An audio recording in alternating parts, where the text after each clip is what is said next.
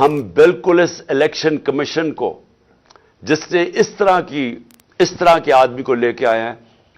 ہم election commission کو ہم سمجھتے ہیں کہ ان سے زیادہ اس ملک کو نقصان کسی نے نہیں پہنچایا جو الیکشن کمیشن پہنچا رہی ہے، اور اس کو چیف منسٹر بنا کے اس سے بھی بڑا نقصان پہنچایا ہے۔ ہم عدالت میں بھی جا رہے ہیں۔ ہم سب سے پہلے تو عدالت میں جا کے پوچھیں گے کہ جب گورنر کے واضح طور پہ گورنر کو جب آئین کہتا ہے کہ جیسے ہی جیسی ایک حکومت مستعفی ہوتی ہے، جیسے ہی ہماری اسمبلیز ہم نے ڈیزالو کی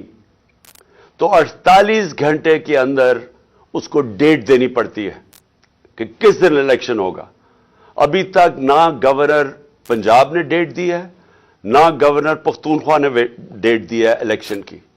الیکشن ہونا چاہیے رمضان سے پہلے، اور ہم اب عدالت میں جائیں گے اس چیز کے اوپر بھی کہ ہمیں ڈیٹ چاہیے الیکشن کی، کیونکہ یہ آئین واضح ہے۔ 90 دن کے اندر الیکشن ہونا چاہیے جب اسمبلیز ڈیزالو ہوتی ہیں، ابھی تک کیوں نہیں ہوئی؟ تو ہم اس کے لیے عدالت میں جا رہے ہیں، اور ہم یہ محسن نقوی کی اپوائنٹمنٹ کے اوپر بھی عدالت میں جا رہے ہیں کہ اگر الیکشن کمیشن نے اسی طرح کا آدمی اپوائنٹ کرنا تھا تو کدھر گئی کہ غیر جانبدار چیف منسٹر ہونا چاہیے تھا کیئر ٹیکر گورنمنٹ کا،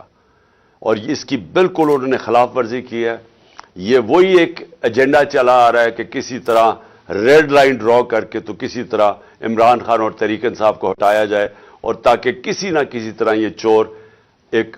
کراچی کی طرح دھاندلی کر کے پھر سے اس ملک پر مسلط ہو جائے۔ میں پھر سے آپ سب کو دعوت دیتا ہوں، میں آپ کو اس لیے دعوت دے رہا ہوں کہ آپ نے اپنے مستقبل کے لیے نکلنا ہے، یہ بہت ضروری ہے آپ کے لیے۔ اس طرح کے لوگ آپ کے اوپر مسلط ہو گئے، یا ملک میں الیکشن سے کوئی فائدہ نہیں بلکہ اب نقصان ہونے جا رہا ہے، اور آپ کو نکلنا چاہیے اس لیے کہ اگر ہم یہ تسلیم کر جاتے ہیں، یہ ناانصافی ہم ایک ایسے آدمی کو تسلیم کر جاتے ہیں جو ایجنڈا کے اوپر آیا ہوا ہے، جو آصف زرداری خود کہتا ہے میرا بیٹا ہے، یہ اس کا بیٹا، اور یہ پی ڈی ایم کے ساتھ مل کے جس نے ہماری حکومت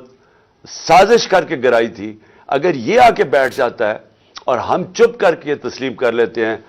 تو ہمارے میں اور بھیڑ بکریوں میں کوئی فرق نہیں ہوگا۔ اس لیے آپ سب نے نکلنا ہے کل سے میں